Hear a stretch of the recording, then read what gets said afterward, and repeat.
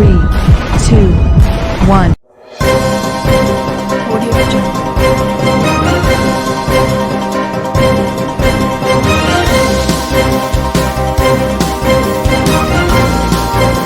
Audio Jungle. Audio Jungle.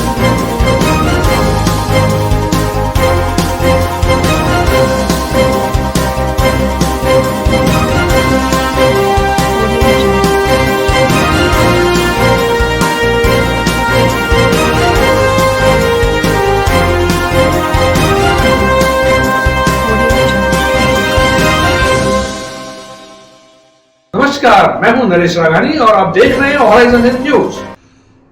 अब Ajmer dairy के सरस उत्पाद मोबाइल पार्लर के जरिए पहुंचेंगे हर घर तक। 12 सरस मोबाइल पार्लर को डेयरी चेयरमैन ने दिखाई हरी झंडी। पूरे शहर में समय अनुसार उपलब्ध होंगे समस्त डेयरी उत्पाद। गुरुवार शाम चौपाटी से अजमेर डेयरी चेयरमैन रामचंद्र चौधरी और प्रबंध निदेशक उमेश चंद्र व्यास ने 12 सरस मोबाइल पार्लर्स को हरी झंडी दिखाकर रवाना किया। अजमेर डेयरी अध्यक्ष रामचंद्र चौधरी और उनकी धर्मपत्नी के साथ प्रबंध निदेशक व्यास ने फीता काटकर मोबाइल पार्लर का विधिवत शुभारंभ किया। इस मौके पर deputy manager Laduram Chaudhary, Ramlal Chaudhary, marketing head Niranjan Mathur, CK Khosla सहित डेयरी के अनेक लोग मौजूद रहे।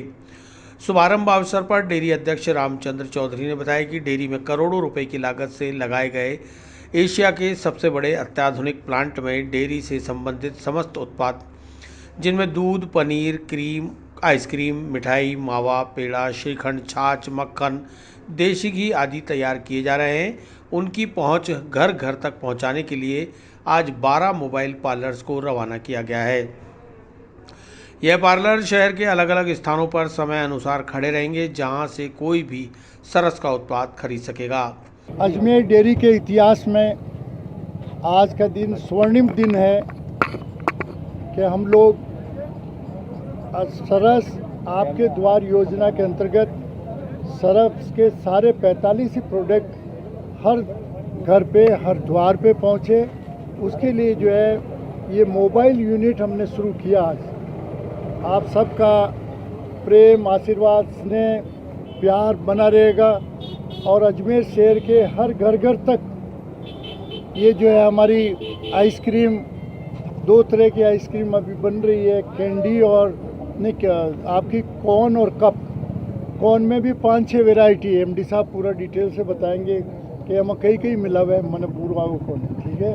और दूसरा ये आपके जो है फ्लेवर्ड मिल्क, बटर, दूसरे जो उत्पाद हैं जो लो टेम्परेचर पर रखना ज़रूरी है, तो ये पूरे शहर में अलग अलग जगह घूमेगी। उसकी एक कॉपी अभी हम आपको देंगे। पूरे शहर में 12 घंटे तक चलेगी। सुबह 8:30-9 बजे शुरू होगी और अजमेर डेयरी की तरफ से आएगी, पूरे शहर में घूमेगी। आखिरी पड़ाव इसका रात को वहाँ रहेगा उस चौपाटी पे, और उसके पहले का पड़ाव यहाँ का रहेगा। हम उम्मीद करते हैं कि अजमेर ज़िले के, शहर के उपभोक्ता बंधु हमारे सरस उत्पाद का भरपूर फ़ायदा उठाएंगे। यदि आप लोग अजमेर शहर के जो बंधु, नागरिक, उपभोक्ता सरस का उत्पाद खरीदते हैं, तो यहाँ का जो लाभांश का पैसा अजमेर ज़िले के पशुपालकों के घर जाएगा, उनकी जेब में जाएगा। यदि अमूल और दूसरे ब्रांड आप लेते हैं तो उसका पैसा गुजरात जाएगा। इसलिए अजमेर शहर के उपभोक्ताओं से, ज़िले के उपभोक्ताओं से मेरी करवद प्रार्थना है कि आप बूंद बूंद से घड़ा भरता है, आपका थोड़ा थोड़ा सहयोग मिलेगा और आप इसको परचेज करेंगे। क्वालिटी में हमने पहले भी कहा है कि हमारे 45 प्रोडक्ट इस देश के कोई भी नामी ब्रांड है उससे कंपटीशन कर ले। ब्रांड हमारा जो है नंबर 1 है, क्वालिटी हमारी नंबर 1 है और प्रोडक्ट में जो है भाव भी हमारे कम है उनसे। हमने उनके प्राइसेस भी कम रखी।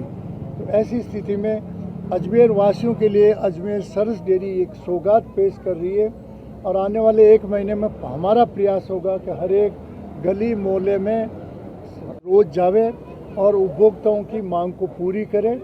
और इसमें जो है जितना उनका हमको सुझाव मिलेंगे उसको हम इम्प्लीमेंट करने की कोशिश करेंगे और हिंदुस्तान की नंबर 1 ब्रांड होगी। हम तो यही कहते हैं कि इस अवसर पर माननीय मुख्यमंत्री जी की प्रेरणा से ये आज इतना हो रहा है कि मुख्यमंत्री जी साल भर में पशुपालकों के 2 रुपये प्रति लीटर के हिसाब से 240 करोड़ रुपए जो है वो अनुदान देते हैं। 2 रुपये प्रति लीटर के हिसाब से 240 करोड़ का अनुदान है। अभी माननीय मुख्यमंत्री जी ने 4 महीने का अनुदान 84 करोड़ जारी किया है।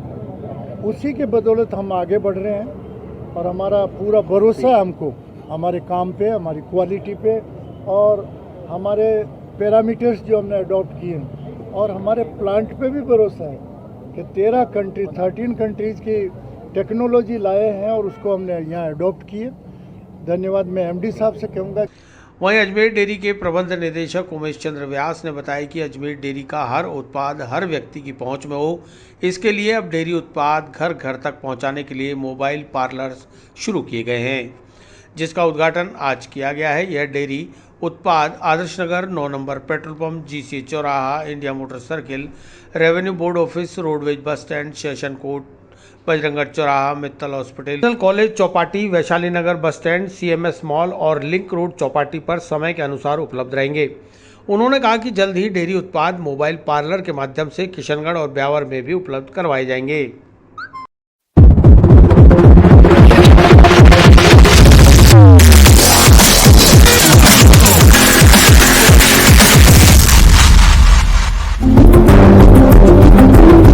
अजमेर डेयरी और यहाँ के अजमेर शहर के उपभोक्ताओं के लिए एक ऐतिहासिक दिन है।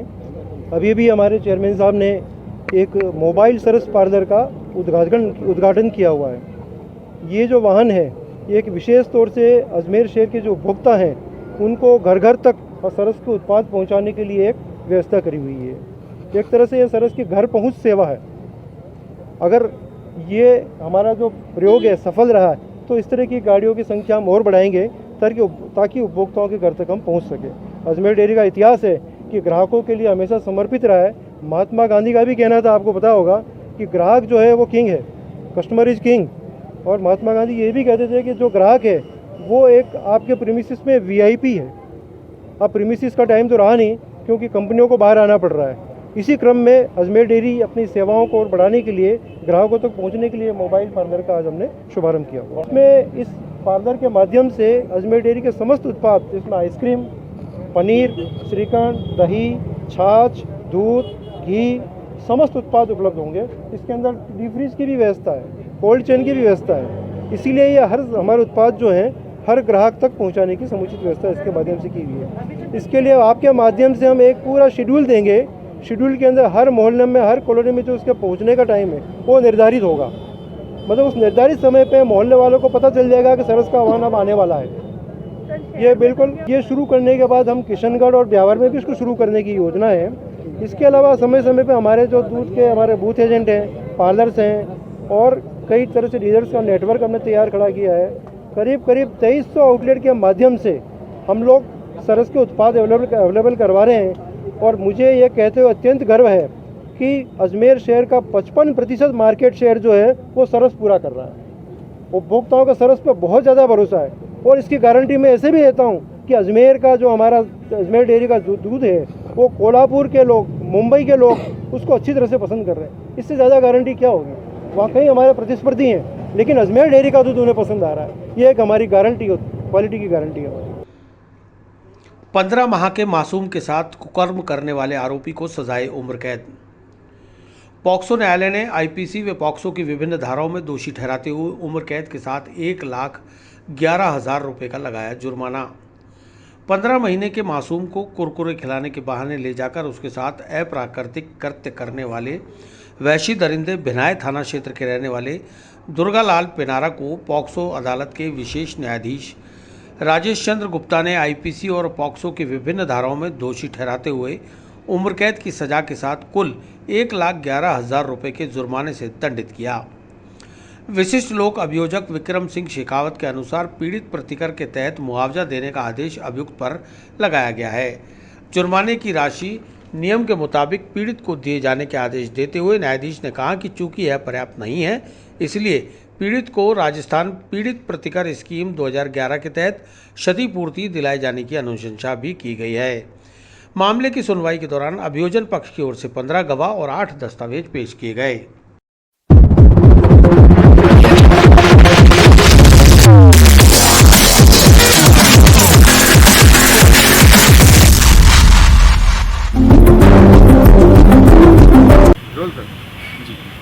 दिनांक 18/2/2019 की घटना है। पुलिस थाना बिनाई का मामला था, ग्राम बडली का।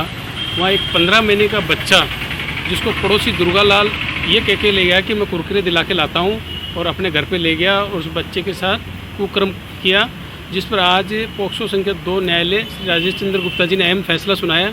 दुर्गा लाल को इसमें आजीवन कारावास व 61,000 रुपये जुर्माने से दंडित किया है।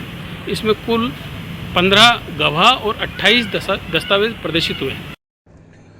पुष्कर विधायक सुरेश सिंह रावत ने करकेड़ी क्षेत्रवासियों को दी एम्बुलेंस की सौगात। विधायक मद से स्वीकृत 7 लाख रुपए से खरीदी प्राथमिक स्वास्थ्य केंद्र करकेड़ी के लिए एम्बुलेंस। पुष्कर विधायक सुरेश सिंह रावत के विधायक मद से स्वीकृत राशि 7 लाख की लागत से राजकीय प्राथमिक स्वास्थ्य केंद्र करकेड़ी के अधीनस्थ आसपास के 15-20 गांवों और ढाणियों के निवासियों को समय पर पूर्ण चिकित्सा उपचार उपलब्ध कराने की सोच को साकार करते हुए आज रावत ने प्राथमिक स्वास्थ्य केंद्र करकेड़ी के चिकित्सा प्रशासन को एम्बुलेंस की चाबी सौंपकर एम्बुलेंस जन सेवार्थ समर्पित की। कार्यक्रम में पहुंचने पर ग्रामवासियों द्वारा विधायक रावत का गर्मजोशी के साथ स्वागत किया गया। मेडिकल स्टाफ द्वारा शौचालय व मूत्रालय निर्माण की मांग करने पर विधायक रावत ने हाथों हाथ प्राथमिक स्वास्थ्य केंद्र करकेड़ी में शौचालय व मूत्रालय निर्माण के लिए 50,000 रुपये की स्वीकृति भी जारी कर दी। सरपंच राजेंद्र अजमेरा ने ग्रामवासियों की ओर से विधायक रावत का धन्यवाद देते हुए कहा कि वास्तव में विधायक रावत ने सच्चे जनसेवक की मिसाल कायम की है, जो निरंतर क्षेत्रवासियों के कल्याण और विकास के प्रति समर्पित रहकर कार्य कर रहे हैं। विधायक रावत ने कार्यक्रम को संबोधित करते हुए कहा कि मेरा प्रयास और ध्येय एकमात्र अपने पुष्कर विधानसभा क्षेत्र के अंतिम छोर पर बैठे व्यक्ति तक चिकित्सा सुविधा सहित सरकार की सभी योजनाओं का लाभ पहुंचाने का हर संभव प्रयास करना है। इसी कड़ी में कोरोना महामारी की तीसरी लहर से क्षेत्रवासियों की सुरक्षा हेतु समय पर उपचार मिल सके, इसकी तैयारी के लिए रूप में विधायक मद से एम्बुलेंस उपलब्ध कराई है, ताकि क्षेत्रवासियों को आपातकालीन परिस्थितियों में उचित चिकित्सा उपचार हेतु परिवहन में असुविधा न हो और क्षेत्रवासियों को समय पर उपचार मिल सके। मैं ईश्वर से यही कामना करता हूं कि मेरे क्षेत्रवासी स्वस्थ रहें, निरोग रहें। गौरतलब है कि इससे पूर्व विधायक रावत प्राथमिक स्वास्थ्य केंद्र करकेड़ी को ग्रामीणों के चिकित्सा उपचार हेतु वांछित चिकित्सा उपकरण के लिए विधायक मद की राशि 1.5 लाख रुपए उपलब्ध करा चुके हैं, जिनका लाभ ग्रामीणों को मिल रहा है। कार्यक्रम में प्रधान रामचंद्र थाकण, सरपंच राजेंद्र अजमेरा, ब्रजमोहन दरक, लिखराम नेण, किशोर माली, भागीरथ टेलर, राकेश पारशर, रमेश सेन, भूमराज संजय, समस्त मेडिकल स्टाफ सहित सैकड़ों की संख्या में ग्रामवासी मौजूद रहे।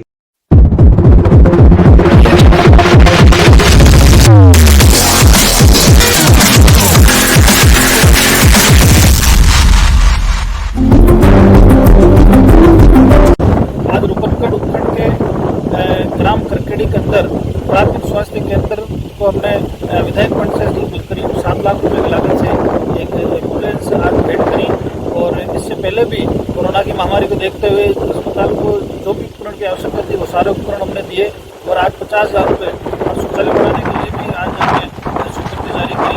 और सभी इसी के साथ ही हमारा पुष्कर विधानसभा के अंदर चाहे वो उप स्वास्थ्य केंद्र हो, प्राथमिक स्वास्थ्य केंद्र हो, चाहे सामुदायिक स्वास्थ्य केंद्र हो, आज जो भी इक्विपमेंट चाहिए, जो भी मेडिकल उपकरण चाहिए होंगे और चाहे एम्बुलेंस यहाँ भी देनी होगी, देखिए लगभग पूरी विधानसभा के अंदर 7 एम्बुलेंस मैंने स्वीकृत की है।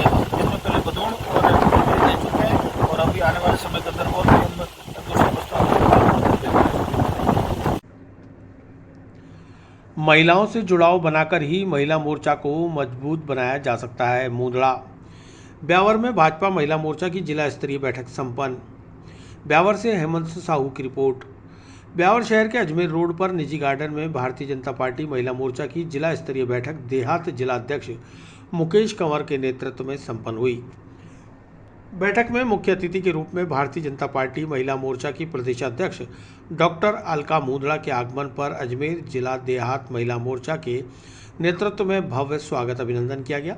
जिलाध्यक्ष श्रीमती मुकेश कंवर ने माला चुनरी पहनाकर सम्राट पृथ्वीराज चौहान की तस्वीर भेंट कर अभिनंदन किया। महिला मोर्चा कार्यकर्ताओं को संबोधित करते हुए प्रदेशाध्यक्ष डॉक्टर अलका मुंदड़ा ने कहा कि देश को सही दिशा देने वाली एकमात्र राजनीतिक दल भाजपा ही है जो महिलाओं के सम्मान व भागीदारी की बात करती है। इसलिए हम सभी कार्यकर्ताओं को देश के प्रधानमंत्री नरेंद्र मोदी के किए गए कार्यों को आम जन तक पहुंचाना चाहिए। इस दौरान प्रदेशाध्यक्ष मुंदड़ा ने सभी महिला मोर्चा की पदाधिकारी और कार्यकर्ताओं से आग्रह किया कि हर वर्ग की महिलाओं से जुड़ाव बनाकर उन्हें भाजपा से जोड़ने के लिए प्रेरित करें। कार्यक्रम का संचालन जिला अध्यक्ष मुकेश कंवर ने किया। इस कार्यक्रम में अजमेर शहर जिला महिला मोर्चा अध्यक्ष भारती श्रीवास्तव, प्रदेश मीडिया प्रभारी स्नेहा कंबोज, विनीता जैमन, इंदु शर्मा, जिला महामंत्री चित्रा टेलर, जिला उपाध्यक्ष राजेश्वरी यादव, लक्ष्मी पाराशर, जिला मंत्री मंजू जांगिड़, सरोज बिश्वा, संगीता रावत, मोनिका जैन, नवनियुक्त मंडल अध्यक्ष तारा सोनी, पुष्पा आसनानी, मंजू गहलोत, गायत्री साहू, शिखा गुप्ता, मुन्ना देवी गहलोत, सुनीता भाटी, मोनिका जैन, मधुबाला पंवार, लीला रावत, पिंकी रावत, सुनीता परिहार, सपना शर्मा, मंजू शर्मा, कृष्णा शर्मा, रेखा आदि कई महिला कार्यकर्ता मौजूद रहीं।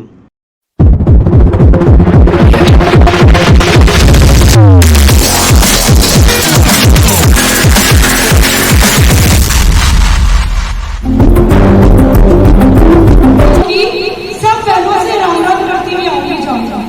कार्यकर्ता पुरानी बहन भी होगी, नई बहन भी होगी, लेकिन हमें उससे मिलना ही मिलना है। इससे क्या होगा? नहीं, वो बहन आती है ना भारतीय जनता पार्टी वाली, वो सबसे मिलके जाती है, सबसे बोलती है, सबके हालचाल पूछती है, और किसी की कोई बीमारी सिमारी है ना, या कोई तकलीफ और दोस्ती आ गई, मौत की या कोई और कोई दुख आ गया, तो जरूर जाके खड़े होना। हो गए या नहीं? जीव में तो अभी सब बंद है। अलग अलग धोखाधड़ी के मुकदमे दर्ज, 6 लाख रुपए उधार लेकर नहीं चुकाने और मुंबई की फर्म द्वारा ऑनलाइन ठगी का मामला आया संज्ञान में। कृष्णगंज थाने में 2 अलग अलग धोखाधड़ी के मुकदमे दर्ज हुए हैं। पहले मामले की जानकारी देते हुए थाने के हेड कांस्टेबल रणवीर सिंह ने बताया कि न्यायालय से 156/3 के तहत प्रकरण कृष्णगंज थाने के सुपुर्द किया गया है, जिसमें परिवादी पंचशील नगर निवासी आशीष राजौरिया ने रिपोर्ट दर्ज कराई कि उसके पास साड़ियों का बाड़िया, डाडोता बास, परबतसर जिला नागौर के आरोपी मोइनुद्दीन, सीमा, जावेद और रुखसत ने बच्चे के इलाज के लिए 6 लाख रुपए उधार लिए थे, लेकिन अभी तक पैसे नहीं लौटाए। जब गांव में जाकर मालूम किया तो उनकी धोखाधड़ी के कई कारनामों से पर्दा उठ गया। उन्होंने ऐसे कई लोगों को अपना शिकार बनाकर धोखा दिया है। इस पर न्यायालय के आदेश से 420, 406, 467, 468, 471 और 120B के तहत आरोप पंजीकृत कर मुकदमा दर्ज किया गया है। तफ्तीश जारी है। न्यायालय से 156(3) के तहत एक प्रकरण आया है, जो श्री आशीष राजौरिया पुत्र श्री चंद्रशेखर राजौरिया उम्र 40 साल निवासी A 403 पंचशील नगर अजमेर ने एक रिपोर्ट दी है। आरोपी गण मोइनुद्दीन, सीमा, जावेद, रुखसत, साइयों का बाड़िया, डाडोता का बास, परबतसर जिला नागौर के खिलाफ, कि इन्होंने बताया कि मेरे 4-5 लड़कियों के बाद में एक लड़का पैदा हुआ है जिसके दिल में छेद है और उसके इलाज के लिए 5-6 लाख रुपए की आवश्यकता है, 6 लाख रुपए की। तो परिवादी को विश्वास में लेकर इन्होंने परिवादी से 6 लाख रुपए ले लिए, जिसमें 3 लाख रुपए के इनको चेक भी दिए हैं। और अब वो पैसे, परिवादी इनसे पैसे मांग रहा है तो पैसे नहीं दे रहे हैं। परिवादी ने जब उनके निवास स्थान के आसपास जाके पूछताछ की तो आस पड़ोस के लोगों ने बताया कि इन लोगों ने पहले भी कई लोगों से पैसे ले रखे हैं और जो दिन में घर में नहीं मिलते, वो रात को देर रात से पर आते हैं और सुबह जल्दी निकल जाते हैं। इस बात को लेकर ये प्रकरण दर्ज कराया है, जो थाने प्रकरण दर्ज हो गया और जांच अधिकारी इसकी जांच कर रहे हैं। परिवादी पंचशील नगर का है, आशीष राजौरिया। इसमें 420, 406, 467, 468, 471 और सहयोगियों के लिए 120B जो धारा है उसमें प्रकरण दर्ज हुआ है। वहीं वैशाली नगर केशव नगर में श्याम सैलून एंड एकेडमी के संचालक राधेश्याम करनानी ने बताया कि उन्होंने कृष्णगंज थाने में मुंबई की फर्म नायर नेल एसेसरीज के खिलाफ मुकदमा दर्ज कराया है। उन्होंने 10 नेल पेंट का ऑर्डर कंपनी को दिया था और कंपनी के पेटे 3,500 रुपये उनके ICICI बैंक अकाउंट में ट्रांसफ़र किए, जिसका नाम हर्षद नटवरलाल राजपूत के नाम से था। पूरे प्रकरण की जानकारी देते हुए राधेश्याम करनानी ने बताया।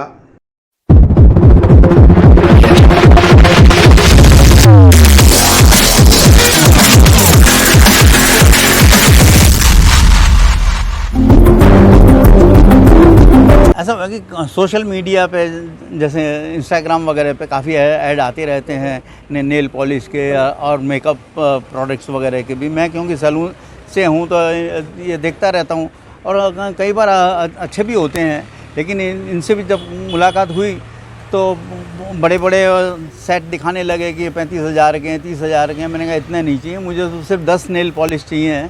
और आखिर वो 10 नेल पॉलिश हमने सेलेक्ट भी की, जिसके उन्होंने बताया कि 3,500 रुपये लगेंगे।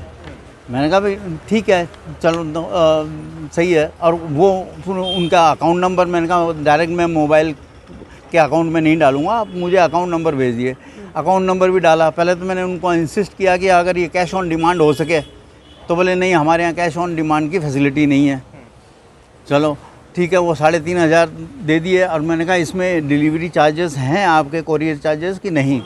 तो बोले नहीं वो कोरियर चार्जेस हम आपसे बाद में लेंगे जितने लगेंगे, तो क्योंकि हम ज़्यादा नहीं चार्ज करना चाहते।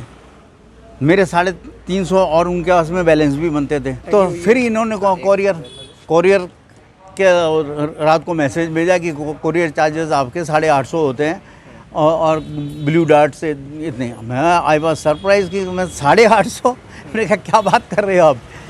मैंने कहा मेरा आप ये कैंसिल कर दें आप ऑर्डर।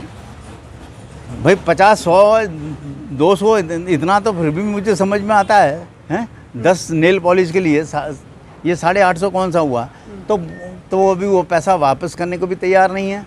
और न तो मैं आपको सजेस्ट करना चाहता हूँ कि शायद इस तरह के जब भी आप पेमेंट करते हैं तो बहुत केयरफुल होके करें। ये भी शायद एक गलती थी जो मुझे लगता है ये ऑनलाइन फ्रॉड है, इसीलिए मैं यहाँ क्रिश्चियनगंज थाना में आया हूँ रिपोर्ट करने। मैंने 3,500 रुपये दिए हैं। शिकायत जी हाँ देना चाहता हूँ, क्योंकि कंपनी का नायर नेल एसेसरीज मुंबई की है कंपनी, अंधेरी में उन्होंने लिखा है और नाम है नटवरलाल क्या कुछ, मुझे तो हर्षद नटवरलाल और राजपूत। जब मैंने उनको बोला कि ये नाम कैसा, आप तो लड़की हैं, आपके नाम का होना चाहिए या कंपनी के नाम का होना चाहिए अकाउंट, तो बोले नहीं मैं अभी छोटी हूँ, 17 साल की हूँ, इसलिए मैं अंकल के नाम से ये बिज़नेस करती हूँ मैं अभी। तो मैं अभी कन्विंस हो गया कि मैंने शायद चलो ठीक है। राशन वितरण व्यवस्था के खिलाफ लामबंद हुए राशन डीलर्स। जुलाई से सितंबर तक की सप्लाई में अनियमितता होने पर किया ठेकेदार का घेराव। पिछले कुछ समय से सरकारी राशन वितरण व्यवस्था गड़बड़ाई हुई है, जिसकी वजह से उपभोक्ताओं को राशन नहीं मिल पा रहा। वहीं परेशानी उपभोक्ताओं के साथ साथ राशन विक्रेता भी भुगत रहे हैं। उनका आरोप है कि रसद विभाग ने जिस व्यक्ति को ठेका दे रखा है उसकी अधर्मिता की वजह से ये सब अनियमितताएं हो रही है, लिहाजा इसमें सुधार किया जाए। शुक्रवार को राशन डीलर्स ट्रांसपोर्ट नगर स्थित ठेकेदार के गोदाम पर पहुंच गए और अपनी पीड़ा को बयां किया। राशन डीलर्स ने कहा कि कई जगह पर सितंबर माह का राशन वितरण होने के बावजूद भी उसमें मनमानी ठेकेदार की ओर से ही की जा रही है। जिन जगहों पर जुलाई अगस्त माह का राशन वितरित नहीं हुआ है उससे भी समस्या ज्यादा पैदा हो गई है। यहाँ जो समस्या थी बहुत भयंकर समस्या थी। कल भी यहाँ बहुत सारी गाड़ियाँ खड़ी थी। 26 तारीख से सितंबर का माल इन्होंने सप्लाई कर रखा था। कुछ दुकानों पे ये माल जा रहा था, कुछ दुकानों पे नहीं जा था। कल मैं भी आया था, मेरा खुद का भी मैटर था। मेरा सब आज 20 कुंटल का चालान कटा हुआ था, जबकि मेरा 105 कुंटल गेहूँ बाकी है। बहुत से दुकानदार मेरे सामने जो गाड़ियाँ खड़ी, सितंबर का माल दुकानों में जा रहा है। मुझसे ये कहा जा रहा है कि सितंबर का माल अभी चालू नहीं हुआ है और आज मेरे गेहूँ बांटना है। 1 तारीख से गेहूँ बढ़ जाता है शहर में और फिर भी सितंबर का गेहूँ क्यों नहीं बांटा जा रहा है? सितंबर का गेहूँ नहीं दुकानों में पहुंच जा रहा है। और यहाँ क्या है कि व्यवस्था है, टोल की भी गड़बड़ी चल रही है। ड्राइवर भी बदमाशी देते हैं, ड्राइवर अफसर बोलते हैं, टोल के जाते हैं और पैसे मांगते हैं। तो ये ठेकेदार की जिम्मेदारी है, ठेकेदार को ये व्यवस्था सुधारनी चाहिए। और ये हमारी लड़ाई ये अभी कोई समझौता नहीं है, लड़ाई जारी है, लड़ाई जारी रहेगी। और अगर कोई समस्या नहीं सुलझती है और कोई समस्या नहीं होता है तो फिर आगे स्टेप जो हमारा सिर्फ बंद करने का ही कारण होगा, वितरण ठप करेंगे। ट्रक तो आएगा नहीं, जब तक ये भेजेंगे ना माल, तो ट्रक तो हमारा थोड़ी ट्रक आया, ये चालान बनाएंगे, ये भेज देंगे। अब इन्होंने आश्वासन दिया है, इन्होंने कहा है कि अब हम व्यवस्था सुधारेंगे और सबको मतलब माल पहुंचेगा, किसी को मतलब कोई हेरा फेर पक्षपात नहीं किया जाएगा। और अगर ये सही चलता रहा तो हमें कोई दिक्कत नहीं है। हमें तो माल चाहिए, पूरा माल चाहिए और टाइम से माल चाहिए हमें। और चाहिए क्या, जो सरकार देती है हमें और हमें बांटना है। वहीं ठेकेदार से जब इस मामले में बात की तो उसने कहा कि सारी व्यवस्था को जल्द ही दुरुस्त कर लिया जाएगा, लेकिन ठेकेदार पूर्ण रूप से कोई संतोषजनक जवाब नहीं दे पाया। सप्लाई संबंधी जो समस्याएं आ रही थी उस पर हमारा सब लोगों का बैठ के उसमें विचार हुआ है। और कुछ एक तो जैसे दुकान वाइज थी उस मसले में हो गई सारी बातें, तो आगे मेरे को नहीं लगता कि ऐसी कोई समस्या हम आने देंगे। तो उस समय मिलता है जो आदेश मिलता है उसकी पालना में हमें भिजवाना पड़ता है। जुलाई अगस्त में कारण मूल तो ये रहा कि 10 तारीख से लेके और 20 तारीख से लेके और आने वाली 11 तारीख तक काम बाधित रहा था, तकरीबन 22 दिन काम बंद रहा था। तो माल का उठाव हो नहीं पाया और माल का क्या लोड एक साथ में आ गया। ये इस समस्या के कारण वो कौन से का वितरण चालू है। वितरण के बारे में जानकारी विभाग दे पाएगा, फिर कब तक चालू रखेगा विभाग बताएगा। वो तो पोर्टल कब तक चालू रखते हैं, कब बंद कर दे, नहीं ये चीज मेरी जानकारी में रहती भी नहीं है। उधर राशन डीलर्स के प्रतिनिधि मीडिया प्रभारी लोकेंद्र शर्मा ने कहा कि यदि अब भी आश्वासन के बावजूद समस्या का समाधान नहीं हुआ तो जरूरत पड़ने पर राशन की दुकानें बंद रखकर विरोध दर्ज कराया जाएगा।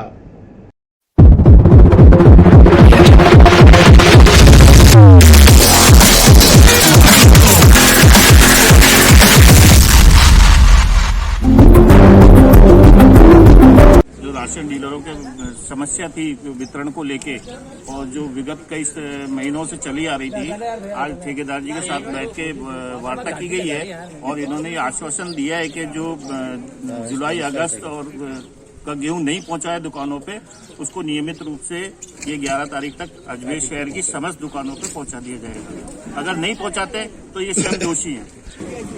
वितरण व्यवस्था की जो गड़बड़ाई है वो ठेकेदार जी के किन कारणों से ये खुद ही अवगत करा सकते हैं इस मामले को लेके। हमारी जो समस्या थी कि जो महीने के मतलब जुलाई अगस्त का जो अभी तक गेहूं नहीं पहुंचा दुकानों पे, डीलर परेशान हो रहे हैं, उपभोक्ता उनको परेशान कर रहा है। डीलर क्या जवाब दे उपभोक्ताओं को जब दुकानों पे माल ही नहीं पहुंचेगा तो दुकानदार कहां से दोषी है। हाँ, अभी तो सकारात्मक रही है, आगे आश्वासन दिया है। इन्होंने ठेकेदार जी ने आश्वासन दिया है और ये अपने आश्वासन पे कब तक कायम रहते हैं ये आगे भविष्य बताएगा। हम फिर जो भी हमारी रूपरेखा फेडरेशन बनाएगी उसके अनुरूप हम कार्य करेंगे, आंदोलन करेंगे। विजयनगर में सूर्या गैंग के आतंक से त्रस्त सर्व समाज व व्यापारियों ने एसपी को दिया ज्ञापन। विजयनगर के आदतन बदमाश सुरेश गुर्जर और काली गुर्जर सहित गैंग को गिरफ्तार करने की मांग। शुक्रवार को विजयनगर से आए सर्व समाज और सैकड़ों व्यापारियों ने जिला पुलिस अधीक्षक कार्यालय परिसर में धरना देकर पुलिस अधीक्षक को ज्ञापन सौंपा और विजयनगर में आतंक फैला रहे आदतन बदमाश सुरेश गुर्जर, कालू गुर्जर व उसकी गैंग के तमाम लोगों को गिरफ्तार कर सजा दिलाए जाने की मांग की। राजपूत समाज के विक्रम सिंह ने बताया कि क्षेत्र में इन लोगों ने इतना आतंक मचा रखा है कि लोगों का जीना दुभर हो गया है और यह सब काम स्थानीय पुलिस की सरपरस्ती में हो रहा है। विजयनगर थाना अधिकारी भी इनके साथ इनके काले कारनामों और गोरख धंधों में लिप्त है, जिसके चलते इन्हें किसी का खौफ नहीं। ये लोग जमीनों पर नाजायज कब्जे, दुकानदारों से चोट वसूली और आम नागरिकों को परेशान करने जैसे कृत्य कर रहे हैं, जिससे विजयनगर के लोग खासे आतंकित और आक्रोशित हो गए हैं। लिहाजा इनकी हिस्ट्री शीट को खोलकर इन्हें जिला बदर करने की कार्रवाई की जाए। पुलिस अधीक्षक ने ज्ञापन देने आए प्रतिनिधिमंडल को आश्वस्त किया कि 3 दिन के अंदर थाना अधिकारी को भी बदला जाएगा और अपराधियों की हिस्ट्री शीट भी खोली जाएगी।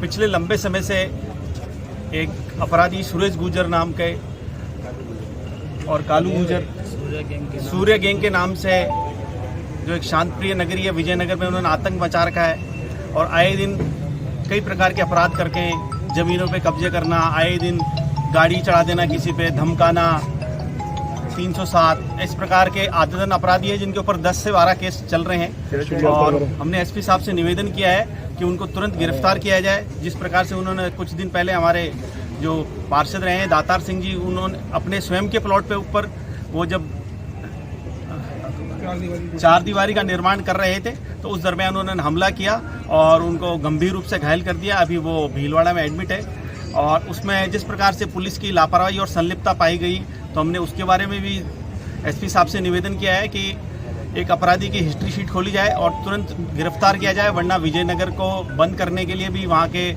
सारे जो 35 समाज के लोग, व्यापारी समाज के लोग हैं, वो तैयार हैं। तो एसपी साहब ने हमको आश्वस्त किया है कि थानेदार को हटाने के लिए आश्वस्त किया है और कहा है कि 3 दिन के अंदर 100% गिरफ्तारी होगी जो भी अपराधी हैं, और उनकी हिस्ट्री शीट नहीं खोली, उनकी हिस्ट्री शीट भी खोलने का एसपी साहब ने हमारे को आश्वस्त किया है। एसपी साहब से न्याय मांगने के लिए गुहार लगाई है कि जो विजयनगर में आतंक फैला रखा है सुरेश गुर्जर ने, और ये इसकी पूरी गैंग और इसको जो लोग संरक्षण दे रहे हैं उनके खिलाफ कार्रवाई की जानी चाहिए, जिससे कि व्यापार में पूरा विजयनगर का व्यापार तबाह हो रहा है और सारे व्यापारी, सारे 36 कौम के लोग इन लोगों से दुखी हैं। इसलिए निवेदन किया हमने एसपी साहब से कि इनको तुरंत गिरफ्तार करें, दोषी के खिलाफ सजा देके दोषी को और इनको तुरंत गिरफ्तार किया जाए, और थानेदार अगर संरक्षण दे रहा है और अगर वो दोषी पाया जाता है तो उसके खिलाफ भी कार्रवाई की। और अगर हमारी मांगे पूरी नहीं हुई तो हम विजयनगर को भी बंद कराएंगे, आसपास में सारे अजमेर जिले को बंद कराएंगे। उसके बाद सीएम तक हम जाएंगे, आईजी के पास जाएंगे, डीजी के पास जाएंगे और सीएम साहब के पास भी जाएंगे। ब्यावर सदर थाना अंतर्गत 3 माह पहले आत्महत्या प्रकरण में पुलिस नहीं कर रही निष्पक्ष जांच।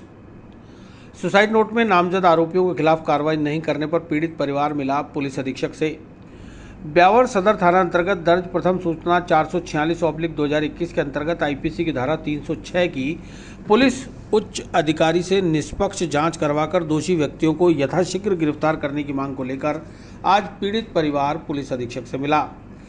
प्रार्थी निरंजन और उसके परिवार ने बताया कि उसके भाई मनोज ने 26 मई 2021 को घर में पंखे से लटककर अपनी जीवन लीला समाप्त कर ली। इस बाबत उसने एक सुसाइड नोट भी छोड़ा जिसमें उसे परेशान करने वालों के नाम लिखे हुए हैं, जो जेसीबी मशीन के लेन देन की बात को लेकर उसे लगातार परेशान कर रहे थे और उन्होंने 23 मई को उसके साथ मारपीट की थी, जिसके बाद उसने 25 मई को खुदकुशी कर ली और एक सुसाइड नोट छोड़कर गया। लेकिन 3 माह गुजर जाने के बावजूद साक्ष्य पर्याप्त होने के चलते ब्यावर सदर थाना पुलिस ने अभी तक कोई कार्रवाई नहीं की। आरोपी खुलेआम घूम रहे हैं। पीड़ित परिवार ने पुलिस अधीक्षक से प्रकरण की पत्रावली ब्यावर पुलिस थाने से मंगवाकर उच्च पुलिस अधिकारी के सुपुर्द किए जाकर निष्पक्ष जांच करवाने और नामजद आरोपियों को यथाशीघ्र गिरफ्तार कर मृतक के परिवार को न्याय दिलाने की मांग की है।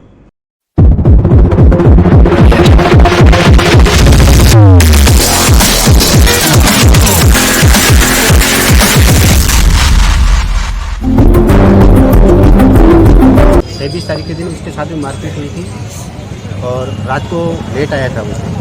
24 तारीख के दिन घर पे ही था, कुछ और भी बताया नहीं था उसने, मेरे साथ में ये हुआ, ठीक है। उसके बाद में 25 तारीख के दिन उसने सुसाइड की और 26 तारीख को मैंने एप्लीकेशन दी, 26 मई 2021। तो उस दिन से लेके आज तक हम सिर्फ घूमे रहे हैं, नहीं तो सुसाइड नोट भी था, ये सुसाइड नोट वगैरह जितने भी है वो थाने के अंदर जब्त है, ठीक है सर। और उनमें जिन जिन का नाम है उसमें देखो राजेश है, विमला है और आपके परमाराम है और कप्तान है और भी जितने जी ये अपराधी है सारे, ठीक है। ये विमला और राजेश ये है जालिया सेकंड के, परमाराम है जसनगर नागौर जिले में है, ठीक है। कप्तान है ये खरवा सारनिया उसके पास में वहाँ का रहने वाला है। तो इनके बीच में क्या हुआ ये पूरी जानकारी उसमें आपके सुसाइड नोट में लिखा हुआ है, ठीक है सर। एसपी साहब के पास में आए हैं तो 3 महीने से हमारे जो हम 90 दिन जो होती है मियाद वो ख़त्म हो चुकी सर, और अभी तक एक भी आदमी उनमें से अरेस्ट नहीं हुआ है। इसीलिए हम लोग यहाँ पर आए हैं, जांच बदलना चाहते हैं और उच्च अधिकारी जो है उनको जांच देना चाहते हैं। मनोज जी की हत्या हो गई थी, इन्होंने पंख के लटक करके आत्महत्या कर ली थी। ये जो इन्होंने जो 5-6 नाम बताए ये लोग ब्याज पर काम करते हैं, भाई दिन उनको धमकाते हैं। तो जेसीबी का मामला था, इन्होंने पैसे दे दिए, जेसीबी ले ली थी। उसके बावजूद पुलिस में रिपोर्ट दर्ज कराई 26 तारीख को, 26/5/2021 को, लेकिन अभी तक पुलिस ने कोई कार्रवाई नहीं की, नए मुलजिमों को गिरफ्तार किया, नए ही इनके बयान दर्ज कर रही है और उल्टे इनको ही धमका रही है। तो ये लोग आए हैं एसपी साहब को पेश होने के लिए और मैंने एसपी साहब के पास पेश किया है। उनको न्याय चाहिए और जाँच अधिकारी दिलवाने के लिए एप्लीकेशन दी। एकदम आदमी आए थे, वो जोर से बोलने लगे। मैंने बोला क्या हुआ, तो केवल वो बच्चा तो बोलता है कुछ नहीं हुआ। वो आदमी वो जो जोर से लड़ने लगे उससे, और फिर बाद में वो बोलता है कि मेरे को बहुत जोर से मारा था। मारने के बाद में वो उसने इसको साइड कर लिया। वो नोट भी नहीं है, कुछ हमारा कोई कुछ भी नहीं निकला। या 3 महीना हो गया हमारे भट्टा मुक्की खाते हुए। उसको तो मारा जो मारा, हमारा भी ध्यान नहीं देते। ये बच्चा है छोटा सा, इसका ध्यान भी नहीं देते। ये क्या करेगा छोटा सा बच्चा, ये बच्चा है, ये क्या क्या कहेगा कि मेरे पापा है या नहीं है, ये क्या सोचेगा। एक तो परमाराम था साथ में, वो भी आता था, और एक वो क्या है उसका नाम था, वो जेसीपी वाला था। ये है ब्यावर का है, राजमहल होटल के पास में रहते हैं हम। क्या 2 दिन में बहुत ज्यादा चक्कर लगा के उसको खत्म ही कर दिया उसने। खूब मारा था उसने। क्या कोई जेसीबी का मामला था तो क्या भाई जेसीबी दे, तो वो बोला था भाई पैसे दे दिए तेरे को, जेसीबी का क्या है। तो इस मेटल के अंदर और कोई उसके परमाराम के मेरे को पता नहीं है क्या हुआ था, क्या था मामला मेरे को पता नहीं है। वो जोर से बोल रहा था तो मैंने बोला पैसों का लेन देन था। हाँ पैसों का लेन देन था, कुछ भी था, जो भी वो भैया जानता है। मैं तो क्या है कि बीपी शुगर की पेशेंट हूँ। आज एसपी साहब से मिलना है, ये भाई का हमारा हो ही नहीं रहा है, तो क्या करें। इस बच्चे को तो इंसाफ चाहिए ना। मयूर स्कूल प्रबंधकों की मनमानी के खिलाफ अभिभावकों का स्कूल पर प्रदर्शन। नियमों को ताक में रखकर प्रबंधन अभिभावकों को मानसिक व आर्थिक रूप से कर रहा है प्रताड़ित। अजमेर के कुछ मिशनरीज और निजी स्कूल सरकार और सुप्रीम कोर्ट के आदेशों की अवहेलना करते हुए अपनी मनमानी करने में लगे हुए हैं, और ऐसा करके वे अभिभावकों को कोरोना काल में मानसिक और आर्थिक रूप से प्रताड़ित कर रहे हैं। ऐसे आरोप लगाते हुए शुक्रवार को मयूर स्कूल पर अभिभावक संघ ने प्रदर्शन किया और स्कूल प्रबंधन पर हठधर्मिता अपनाते हुए मनमानी फीस वसूल करने के आरोप लगाए। अभिभावक संघ का प्रतिनिधित्व कर रहे पार्षद रजनीश चौहान ने बताया कि मयूर स्कूल अभिभावक संघ के बैनर तले जब स्कूल प्रिंसिपल से मिलना चाहा तो वह स्कूल में मौजूद होने के बावजूद नहीं मिल रहे, न ही अभिभावकों को प्रबंधन की ओर से कोई संतोषजनक जवाब दिया जा रहा है। उनका आरोप है कि स्कूल फीस में कटौती की जगह अब स्कूल प्रबंधन ने 10% फीस में बढ़ोतरी कर दी है, जबकि कोरोना काल में बच्चों को ऑनलाइन पढ़ाई गई। वहीं एकेडमिक सेशन जो 12 महीने का होता है उसे बढ़ाकर 15 महीने करके फीस वसूली जा रही है। अभिभावकों का कहना है कि पहले ही कोरोना के चलते जारी सरकार की गाइडलाइन में 3-3 महीने की फीस लिए जाने के निर्देश दिए गए थे, जिसकी अवहेलना करते हुए अभिभावकों पर 6-6 महीने की फीस एक मुश्त जमा कराने का दबाव बनाया जा रहा है, जिससे अभिभावक खासे त्रस्त हैं। वहीं जो विद्यार्थी और अभिभावक टीसी की मांग कर रहे हैं उन्हें टीसी भी नहीं दी जा रही। ऐसे में उन्होंने जिला प्रशासन और सरकार से स्कूलों की मनमानी के विरुद्ध एक्शन लिए जाने की अपील की है।